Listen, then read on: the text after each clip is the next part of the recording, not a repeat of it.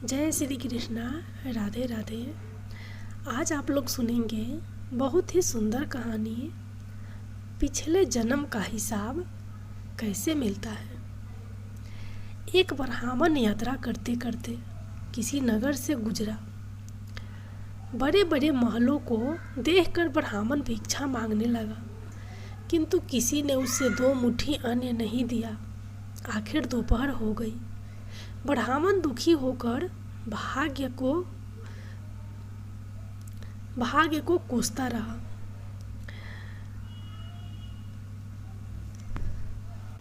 भाग्य को कोसता हुआ जा रहा था। कैसा दुर्भाग्य है, मेरा इतने बड़े बड़े नगर में मुझे खाने के लिए 2 मुट्ठी अन्न तक नहीं मिला। रोटी बनाकर खाने के लिए 2 मुट्ठी आटा तक नहीं मिला।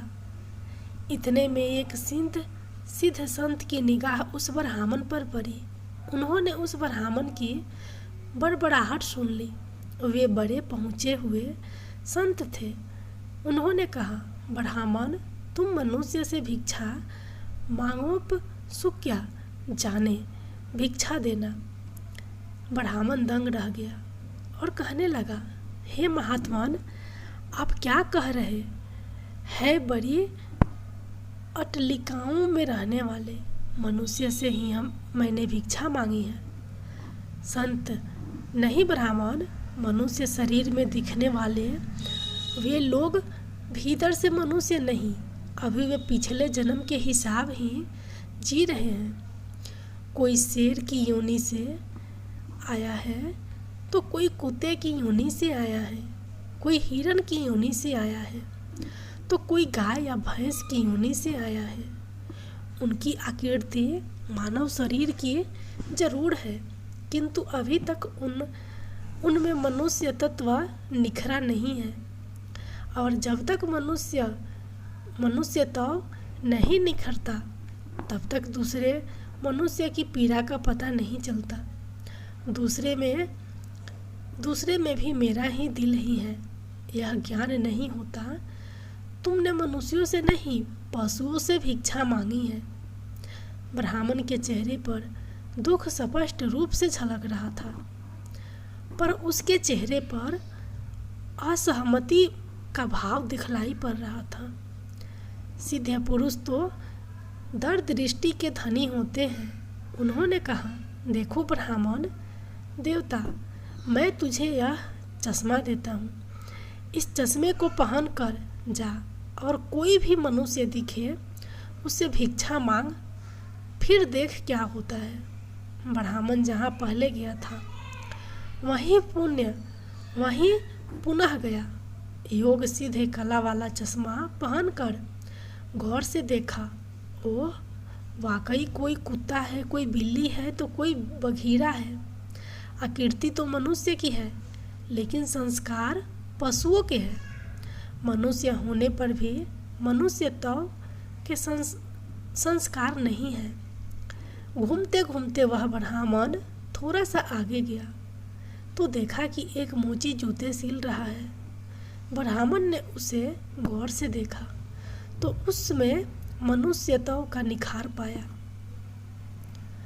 ब्राह्मण ने उसके पास जाकर कहा, भाई, तेरा धंधा तो बहुत हल्का है, पर मैं ब्राह्मण हूँ। रीति रिवाज एवं कर्म कांड का बड़ी चुस्ती से पालन करता हूँ। मुझे बड़ी भूख लगी है, लेकिन तेरे हाथ का नहीं खाऊंगा।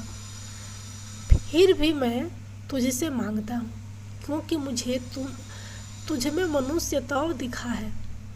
उस मोची की आंखों से टप टप आंसू बरसने लगे। वह बोला, हे प्रभु, आप भूखे हैं, इतनी देर आप कहाँ थे? यह कहकर मोची उठा एवं जूते सिलकर टका आना 2 आना जो भी पैसा इकट्ठे किए थे उस चिल्लर रेजगारी को लेकर हलवाई की दुकान पर पहुंचा और बोला, हलवाई, मेरे इन भूखे भगवान की सेवा कर लो। ये चिल्लर यहाँ रखता हूँ, जो कुछ भी सब्जी पराठे पूरी आदि दे सकते हो वह सब इन्हें दे दो, मैं अभी जाता हूँ। यह कहकर मोची भागा घर जाकर अपने हाथ से बनाई हुई एक जोड़ी जूती ले आया एवं चौराहे पर उसे बेचने के लिए खड़ा हो गया। उस राज्य का राजा जूतियों का बड़ा शौकीन था। उस दिन भी उसने कई तरह की जूतियां पहनी, किंतु किसी की बनावट उसे पसंद नहीं आई तो किसी का नाप ठीक नहीं आया। 2-4 बार प्रयत्न करने पर भी राजा कोई जूती पसंद नहीं आई तो मंत्री पर क्रोध होकर बोला, अगर इस बार ढंग की जूती लाया तो जूती वाले को इनाम दूंगा, अगर ठीक नहीं लाया तो मंत्री के बच्चे तेरी खबर ले लूँगा।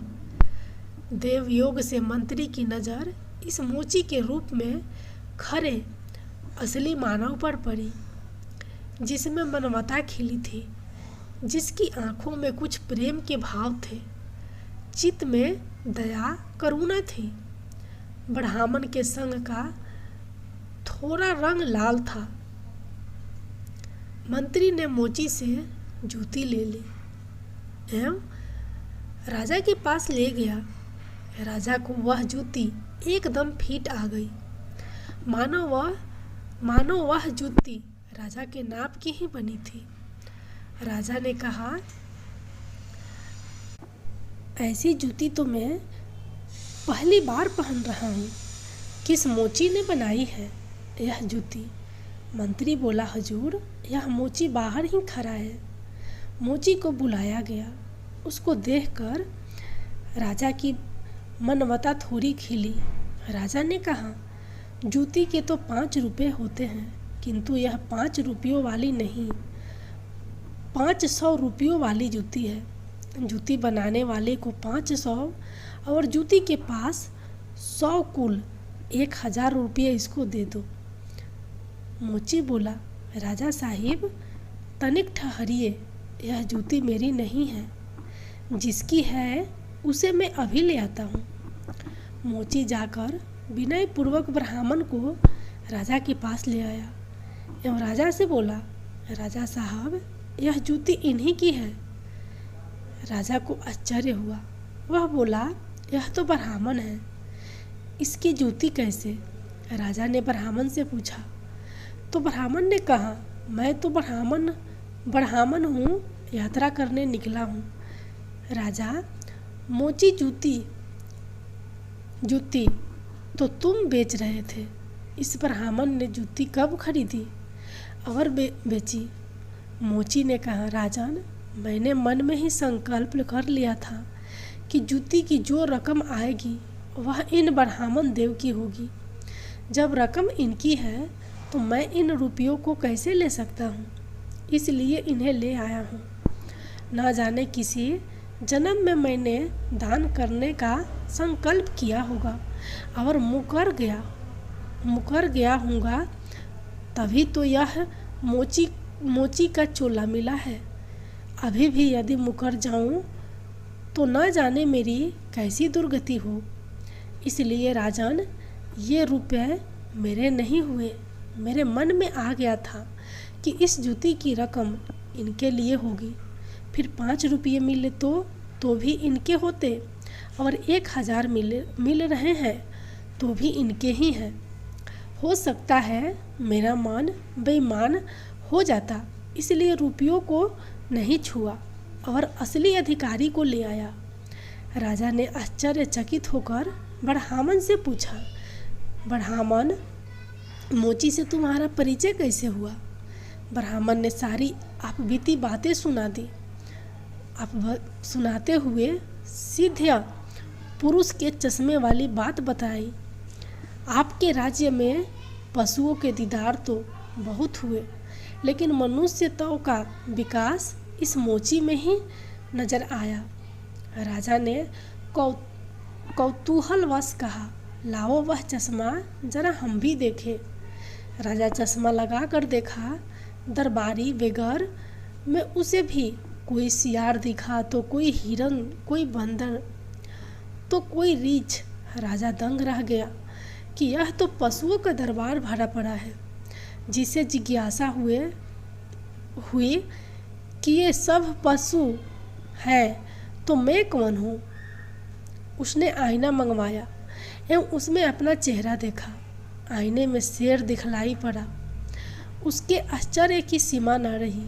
ये सारे जंगल के प्राणी और मैं जंगल का राजा शेर, यहाँ भी इनका राजा बना बैठा हूँ। राजा नेक ब्राह्मण देव योगी महाराज का यह चश्मा तो बड़ा गजब है। वे योगी महाराज कहाँ होंगे? ब्राह्मण बोला, वे तो कहीं चले गए हैं। ऐसे महापुरुष कभी कभी ही और बड़ी कठिनाई से मिलते हैं। श्रद्धावान लोग ही ऐसे महापुरुषों से लाभ उठा पाते हैं। बाकी तो जो मनुष्य के चोले में पशु के समान है, वे किसी महापुरुष के पास रहकर भी अपनी पशुता नहीं छोड़ पाते हैं।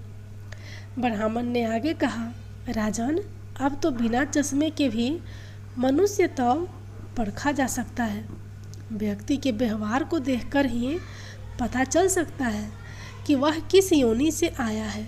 एक मेहनत करे और दूसरा उस पर हक जताए तो समझ लो कि वह सर्प योनि से आया है, क्योंकि बिल खोदने की मेहनत तो चूहा करता है, लेकिन सर्प उसको मारकर बलपूर्वक उस बिल पर अपना अधिकार जमा बैठता है। अब इस चश्मे के बिना भी विवेक का चश्मा काम कर सकता है और दूसरे को देखे उसकी अपेक्षा स्वयं को ही देखे कि हम सर्प योनि से आए हैं या शेर की योनि से आए हैं, या सचमुच में हम में मनुष्यता खिली है। यदि पशुता बाकी है तो वह भी मनुष्यता में बदल सकती है। कैसे? तुलसीदास जी कहते हैं, बिगड़ी जन्म अनेक की, सुधरे अब और आजू। तुलसी होई राम को, राम भजी तजी कुसमाजू। अपने कुसंस्कारों को छोड़ दे, क्योंकि आपके कुसंस्कार निकालेंगे तो ही निकलेंगे। अपने भीतर छिपे हुए पशुत्व को जब आप निकालेंगे तभी निकलेगा। पर यह भी तो सब तब संभव होगा जब आप अपने समय कीमत समझेंगे।